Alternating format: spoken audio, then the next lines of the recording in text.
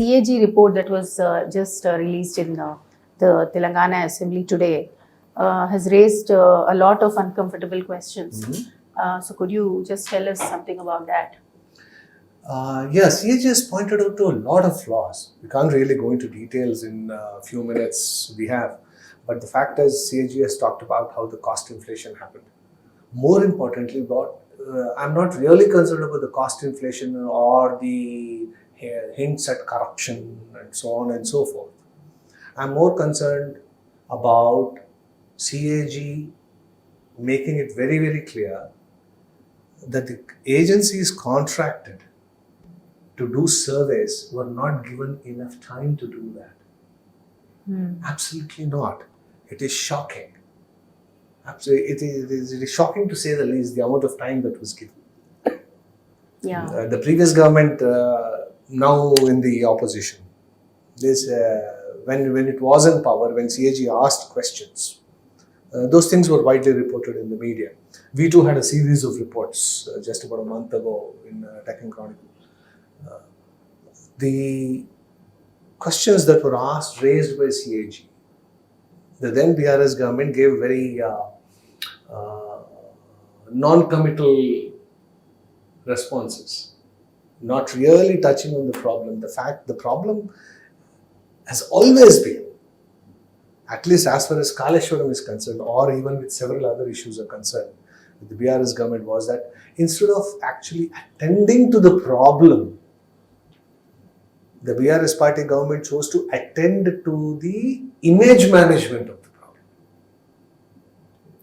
Had it focused on the problem itself and having the courage to accept that yes, there is an issue, and then we're doing something about it. Yeah, mistakes happen. Mistakes happen, and if it is a genuine mistake, then there is nothing wrong in saying it was a mistake. Something went wrong and we are correcting it. But the silence from 2019 onwards, remember, the first problems actually started in 2019. Minor cracks were seen, not just in Medigadda. They were seen in Annaram, they were seen in Sundilla.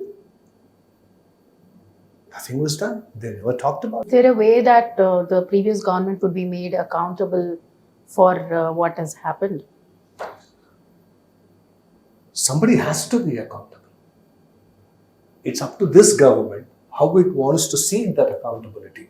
It's not for us to say, obviously, because we do not have access to the kind of an information the government has. Right? The government has all the records, the government has all the files. And as for till now, it does appear that it first wants to find out what went wrong. What can be done first? Yeah. Their focus is more on what can be done to stop the damages at where they are and make this place useful in any which way possible, which I think is the right approach. Finding who's responsible will come. I'm pretty certain about it.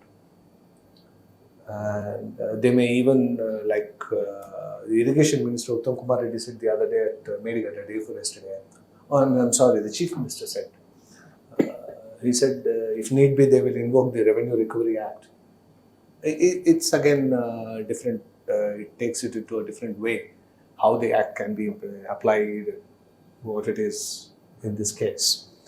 But I'm sure there are ways to even try and recover at least some of the monies. Because what the CAG has said is, there are cost inflations, inexplicable cost inflations, you see, for various sectors of the project, various components of the project. And people deserve an answer. It is their money. We are going to spend, the state is going to spend something like what, 25,000, 30,000. In fact, the CAG report talks about it. I have it here. See, in 2024-25, this year, the debt servicing alone is going to be 14,462.15 crore. That's just the debt, which the state will have to pay back. And then, since now it is not operational, there are not going to be much of electricity charges. Otherwise, had it been operational, then the state would have been spending every year 10,374 crore just on power. And the power requirement, if it were to, the entire project was to operate at the scale it is designed to, constitutes 42% of the entire electricity consumed in the state. That's a lot of electricity, that's a lot of power, and obviously that is why it will cost 10,300 and odd crores. You see, this year the debt service is, I'm not factoring in the power charges because we're not using it, 14,462, and it keeps going down. Like you see, you pay the principal, you pay a little bit of the interest and principal. So obviously, just like any other REMIs, at the end it goes down. The EMI goes down. Yeah. And when it comes to 2035, 36, we'll still be paying 712 crores that year. So you're talking about 14, 13, 30, 40, 50, 60, 70, 80, 95, almost 1 lakh crore we have to pay back. It's a lot of money. So yes, something has gone wrong at Medigadda, and it's a very serious problem. And anybody who wants to talk about it, anybody who says anything about it or wants to talk about it or has an opinion, should first go and see what happened there.